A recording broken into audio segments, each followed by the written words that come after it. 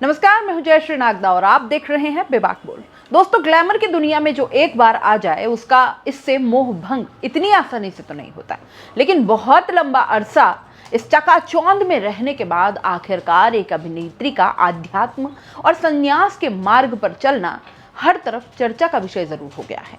अगर अभी तक आप नहीं समझ पाए हैं कि आखिरकार मैं किसके बारे में बात कर रही हूं, तो यह खबर आपके लिए ही है। देखिए, थोड़ा पीछे आपको लिए चलते हैं। 1995 की बात है। एक फिल्म आई थी करण अर्जुन। इसमें गाना था छत पर सोया था बहनोई। यह गाना इतना ज्यादा वायरल हुआ कि इसकी दीवानगी लोगों में आज तक है। जिस पर फिल्माया गया वो थी अभिनेत्री ममता कुलकर्णी। इस गाने से उन्होंने बॉलीवुड में तहलका सा मचा दिया था।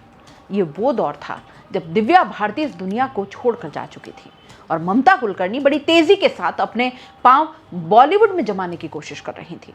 ममता कुलकर्णी के उस डांस को, उनकी अदाओं को लोग कभी भूल ही नहीं पाए और उसके बाद वो तेजी से आगे बढ़ती चली गई। इसी साल एक और फिल्म आती है, सबसे बड़ा खिलाड़ी। इसमें अक्षय कुमार के साथ एक गाना भरो मांग मेरी भरो, उसमें भी ममता के सुपर सेक्सी डांस ने उस वक्त के युवाओं को अपना दीवाना बना दिया। ममता कुलकर्णी लोगों के दिलों पर राज करने लगी थी और फिर अचानक से गायब हो गई। और अब एक बार फिर से ममता कुलकर्णी चर्चाओं में है। दोस्तों, प्रयागराज में महाकुंभ चल रहा है। इस महाकुंभ में हजारों की संख्या में साधु, संत, सन्यासी पहुंच रहे हैं और इसी प्रयागराज महाकुंभ में ममता कुलकर्णी ने संन्यास ले लिया है। अब वो महामंडलेश्वर बन गई हैं, लेकिन ममता ने जिस अखाड़े से संन्यास लिया है उस अखाड़े का नाम है किन्नर अखाड़ा। अब लोगों के जहन में कई तरह के सवाल हैं। वो ये कि क्या ममता अब किन्नर हो गई है, और दूसरा सवाल ये कि क्या अब ममता कभी भी फिल्मों में काम नहीं कर पाएंगी, अब वो सार्वजनिक जीवन में नहीं लौट पाएंगी। दोस्तों, ममता कुलकर्णी का जन्म 20 अप्रैल 1972 को मुंबई में एक मराठी ब्राह्मण फैमिली में हुआ। परिवार में ममता के अलावा 2 बहनें और थीं। ममता कुलकर्णी जब बड़ी हुई, धीरे धीरे वो आगे बढ़ी और फिल्मों की दुनिया में आ गई। फिल्मों की दुनिया में आने के बाद ममता कुलकर्णी लगातार आगे बढ़ती चल रही थी। एक फिल्म आपको याद होगी, चाइना गेट। इसमें ममता लीड एक्ट्रेस थी, लेकिन इस फिल्म में कुछ विवाद हुए, जिसके बाद उनको फिल्म से हटाए जाने की बातें सामने आने लगी थी और फिर कहा जाता है कि अंडरवर्ल्ड के प्रेशर में ममता कुलकर्णी इस फिल्म में बनी रही। उनके लिए अंडरवर्ल्ड से फोन आया था। फिल्म के डायरेक्टर पर ममता कुलकर्णी ने सेक्सुअल हैरेसमेंट का आरोप भी लगाया था। लगातार ममता कुलकर्णी की फिल्में आती जा रही थीं, लेकिन उनकी जिंदगी विवादों में फंसना शुरू हो गई थी। कभी अपने टॉपलेस फोटोशूट की वजह से, जो उन्होंने स्टारडस्ट मैगजीन के लिए किया था, उस फोटो ने तहलका मचा दिया था और फिर अचानक ममता ने शादी कर ली। ममता के पति विक्की ड्रग्स स्मगलिंग के आरोप में घिर गए। वो जेल चले गए और ममता कुलकर्णी दुबई से तकरीबन 25 साल बाद वो भारत लौटती हैं। तमाम जगह इंटरव्यूज देती हैं। हर किसी के जहन में सवाल आता है कि क्या ममता कुलकर्णी अब बॉलीवुड में एक बार फिर से लौट आई हैं? लेकिन ये क्या, उन्होंने तो संन्यास ले लिया।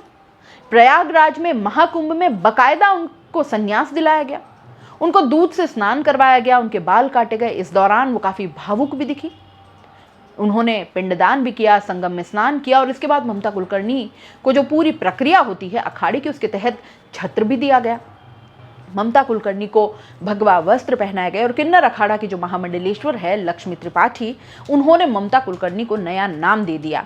नया नाम महामंडलेश्वर श्रीयामा ममता नंदगिरी, जिससे अब ममता कुलकर्णी की पहचान होगी।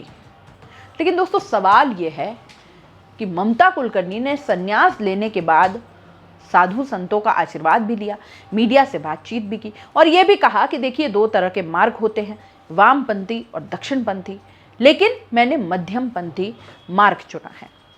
तो जो सवाल शुरुआत में थे कि क्या वो किन्नर हो गई हैं या अब वो वापस से फिल्मों में नहीं लौटेंगी, तो इसका भी जवाब है कि वो लौट सकती हैं, लेकिन उन्हें अब फिल्में इसी तरह की करनी होगी जिसमें वो आध्यात्म, संन्यास, इसके बारे में बात करें। दोस्तों, वैसे सनातन के नाम पर, हिंदुत्व के नाम पर हमसे कई बार वोट मांगे गए और पिछले कुछ सालों से ये लगातार हो रहा है। हमने दे भी दिए। सनातन के ही नाम पर, हिंदुत्व के नाम पर एक संप्रदाय विशेष के खिलाफ लोगों में जहर भरा गया। लोगों ने वो भी एक्सेप्ट कर लिया, लेकिन अब हद हो गई है। खुलेआम सनातन के नाम पर सनातन का जो अपमान हो रहा है, सोचती हूं कि ये सब देखकर अंधभक्त और मोदी सपोर्टर आखिर क्या सोचते होंगे, उनके मन में आता क्या होगा। क्या उन्हें ये सब देखकर बुरा नहीं लगता? हमारे जैसे लोग जो अभी आपसे बातें कर रहे हैं, हो सकता है हम जैसे लोग तो आपको एंटी नेशनल लगते हैं, हमारे जैसे लोगों को राष्ट्र विरोधी घोषित ही कर दिया गया है इन्हीं लोगों द्वारा, लेकिन हम भी सनातनी हैं और इससे ज्यादा गहरे सनातनी हैं, क्योंकि हम अपने आप को कट्टर नहीं कहते, लेकिन हमारे दिल में जो सच्चे हिंदू की सारे मूल्य हैं, जो आधार है, कम से कम उन्हें संजोने की कोशिश करते हैं।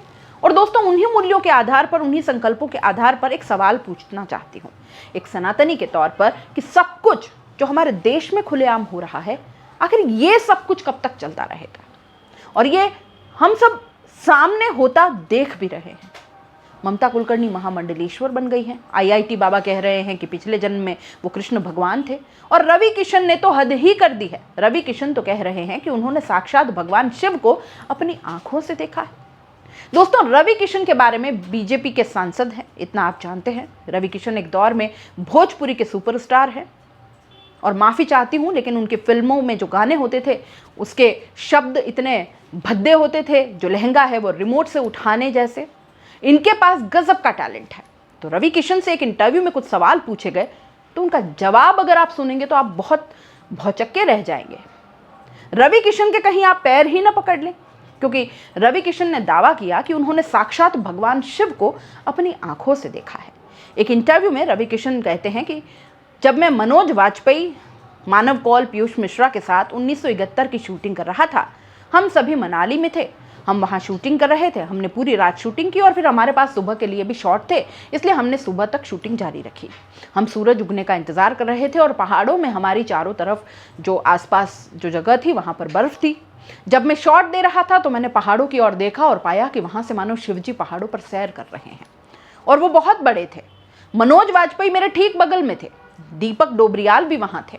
मैंने उनको भी देखने के लिए कहा। मुझे नहीं पता मनोज ने उन्हें देखा या नहीं, या शायद उन्हें लगा कि मैं कुछ और देख रहा हूँ, तो मनोज वाजपेयी नहीं देख पाए शिव जी को। ठीक है, बाकी जो को स्टार्स थे वो भी नहीं देख पाए, लेकिन रवि किशन कह रहे हैं कि उन्होंने तो शिव जी को ऐसे पर्वतों से जाते हुए देखा। कब? जब वो मनाली में शूटिंग कर रहे थे। कहाँ मनाली, कहाँ कैलाश पर्वत, लेकिन रवि किशन देख सकते हैं, क्योंकि वो तो बीजेपी के सांसद हैं, कुछ भी कह सकते हैं। अब आते हैं आईआईटी बाबा। आईआईटी बाबा के लिए शुरुआत में जब अंग्रेजी बोलते हुए कुंभ में आए तो लोगों को बड़ा अचंभा हुआ। देखिए क्या शानदार अंग्रेजी बोल रहे हैं, और उसके बाद पता चला कि ये तो आईआईटी पास आउट है। आईआईटी इन्होंने छोड़ दी, उन्होंने खुद बताया। उसके बाद उनके माता पिता भी उनसे मिलने आए और उसके बाद वो सोशल मीडिया में वायरल हो गए।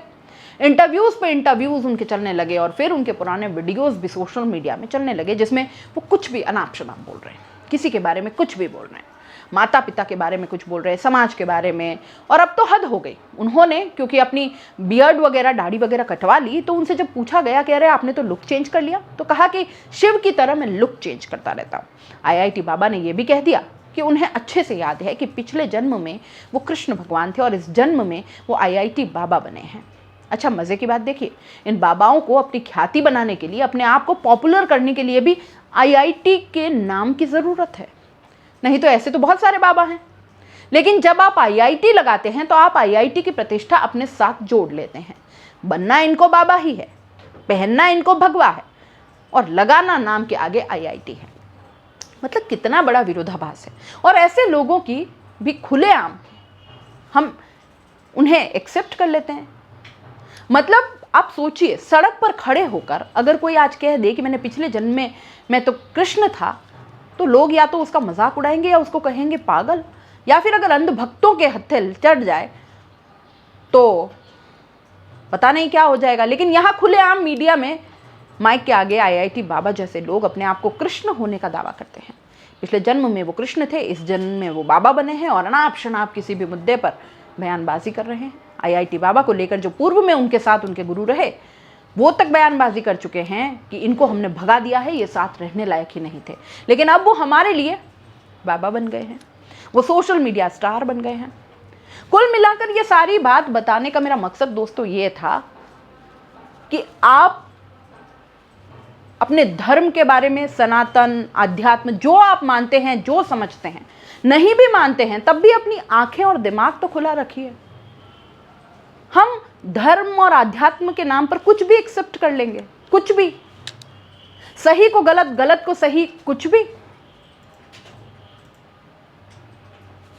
जो पहले जो उनके पूर्व के सारे अनुभव या पूर्व की सारी उनकी जिस तरीके की जिंदगी रही है, हो सकता है किसी वक्त के मोड़ पर आपका मन बदल जाए, आप अपने उन कर्मों से आप पश्चाताप कर लें, आप बदलना चाहें, आप आध्यात्मिक की राह पर आगे बढ़ना चाहें, तो फिर ये फेमस होने की, ये सोशल मीडिया पर प्रचार करने की, अपने आप को एक सोशल मीडिया स्टार बनाने की और तरह तरह से फेमस होने की लालसा फिर आपके अंदर क्यों रह गई?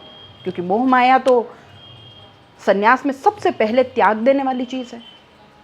आप इस पूरे मामले को किस तरह से देखते हैं दोस्तों? अपने राय कमेंट बॉक्स में लिख भेजिएगा। जाते जाते चैनल को लाइक, शेयर और सब्सक्राइब जरूर कर दीजिएगा दोस्तों। नमस्कार।